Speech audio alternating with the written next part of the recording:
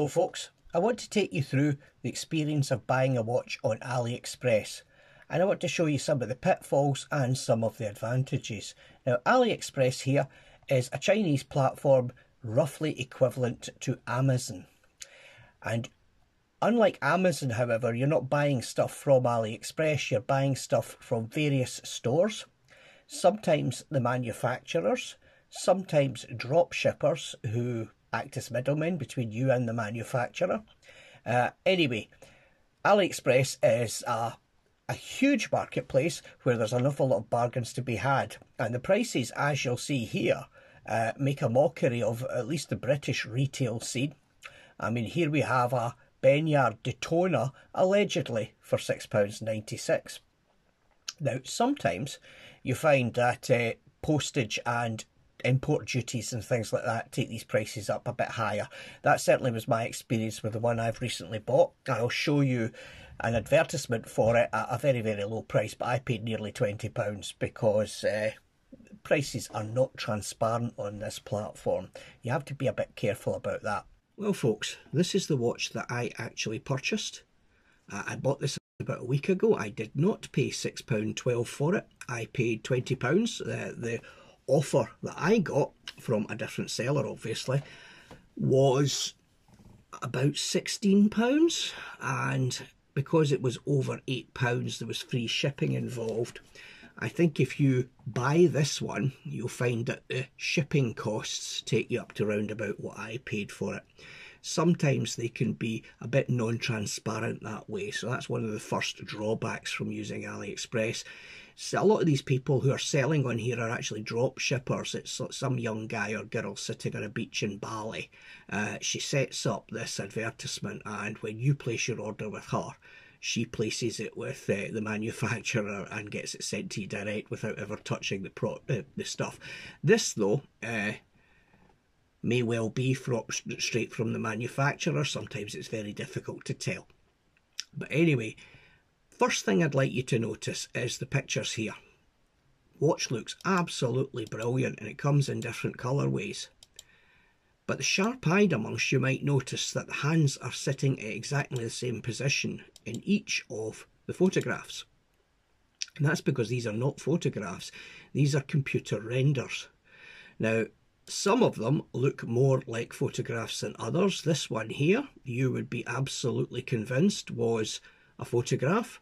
But you notice that the hands, including the second hand, are in exactly the same position as this one here, that one there, etc. So there's no guarantee that what you buy is going to be what you see in the advert here. And I've got the Benyar. I received it on Saturday, and I'll let you see what it really looks like compared to the picture. In this case, I'm going to give you a wee spoiler. It's not too dissimilar, but this is something you've got to watch out for. Okay, now to the nitty-gritty. Here is the box that the watch came in. Obviously it came in a bubble wrap envelope as well, but what you get is a cardboard sleeve over a leather effect cardboard box, which actually is quite nice. It's not bad for a cardboard box. There's a little magnetic clip there to keep it closed, and inside the watch had a tag on it, Benyar plastic tag. It had the usual bog standard for AliExpress guarantee card, which isn't filled in and therefore isn't any use to anybody. Whoosh! And it has instructions. Whoosh! A cleaning cloth. Got millions of these by now. Whoosh! And the box. Haha, the watch is here. And this is the Benyar. Now, first thing to be noticed is this is a very, very pretty watch, just like the computer renders on the website. Now, forgive the reflection there. There's no AR coating on the watch, but my lighting conditions here would probably obviate that. The sky's a bit bright outside, and unusually I'm getting quite a reflection off my skylight window here that I use for lighting. But as you see, I went for the rose gold with the blue dial and the rose gold subdials. And they all come with the same carbon fibre mesh effect, genuine leather strap. Now, I've had a sniff at this strap and I think it has, parts of it have seen a cow. That's the way with genuine leather. Some of it's natural, some of it's not. But this is a very nice looking strap and it's one of the highlights of the watch. The watch itself, stainless steel back, and it's got a real chronograph. Now sometimes when you save an awful lot of money on a watch that you see from one of these Chinese websites, they come and what you find is that the subdials are only just stuck on and non-functional. I did a video right at the start of my channel called How Cheap is Too Cheap, and if you want to check that out you can see a watch with fake functions on it. But anyway, here we go, it's a real one, and when it came out the box, unfortunately the chrono wasn't zeroed properly. I'll show you another time how to fix that, but it was a little bit disappointing. I thought maybe the watch was broken, but it was just a case of adjusting it. So I'll let you see the chrono working.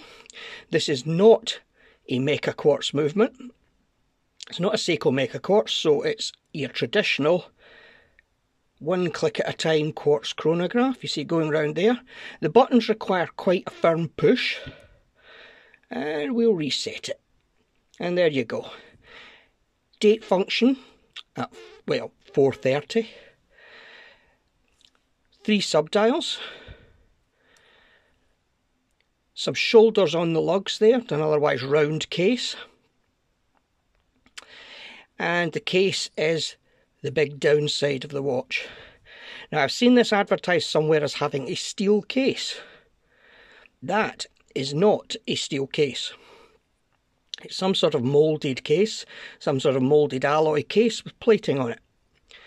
On the back it says water resistant 30 metres, which practically means nothing, and it says all solid stainless steel.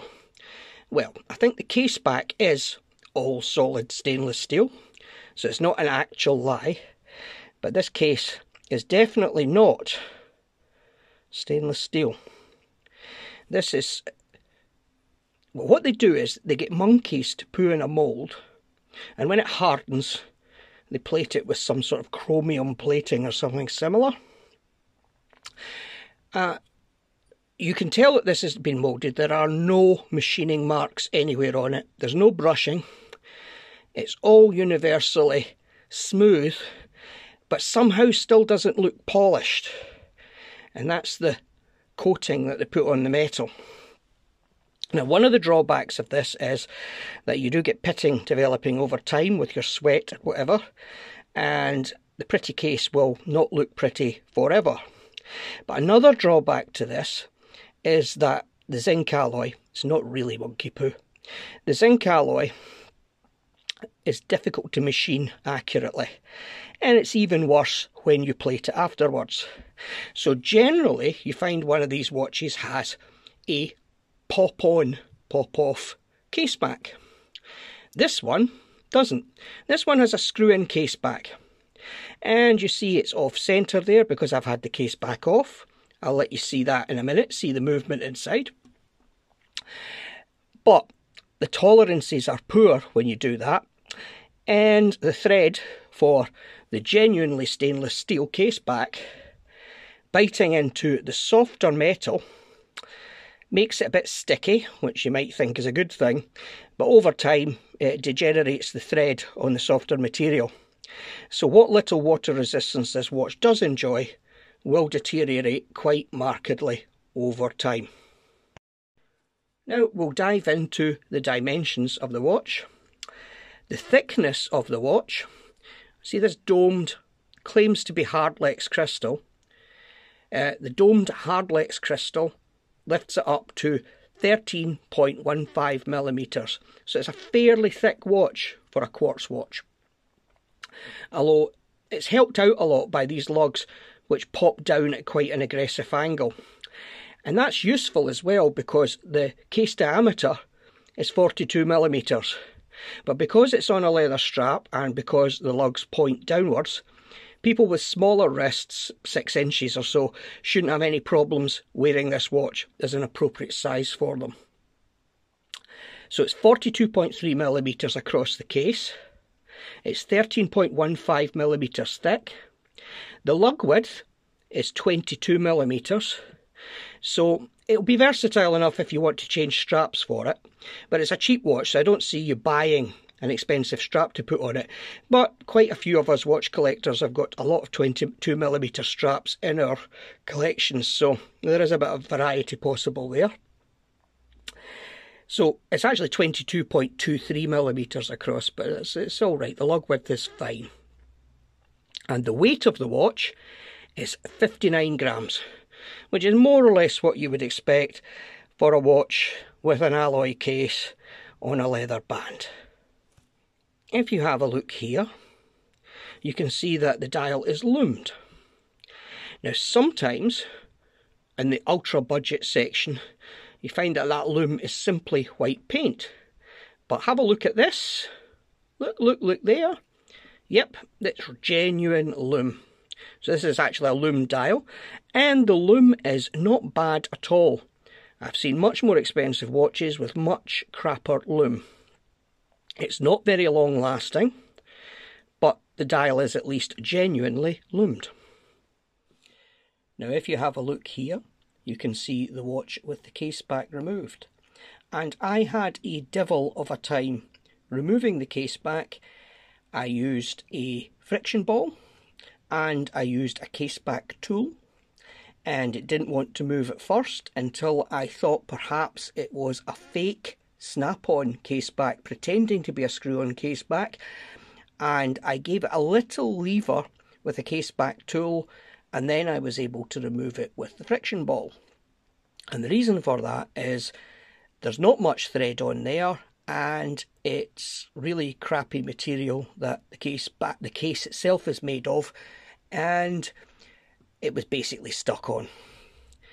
The offshoot of this is that you probably won't survive many battery replacements.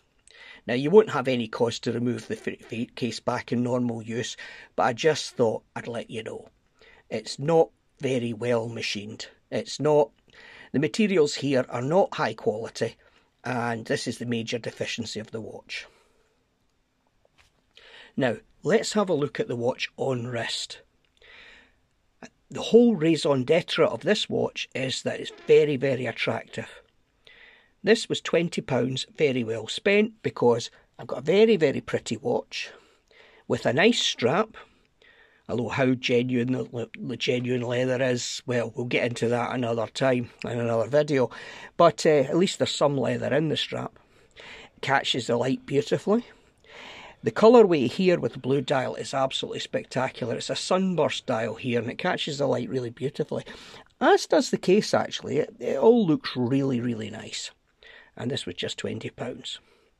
The drawbacks to the watch is that it won't last you a long, long time. The chrome plating on the case material will deteriorate as it rubs against your skin and other things. You probably, although the coating's probably fairly hard and will be fairly scratch resistant, it will deteriorate noticeably over time, and your watch will not survive multiple battery changes. But you're not buying a watch for £20 to be an heirloom. So the longevity of the watch is probably not a consideration. Until the next time, bye-bye for now.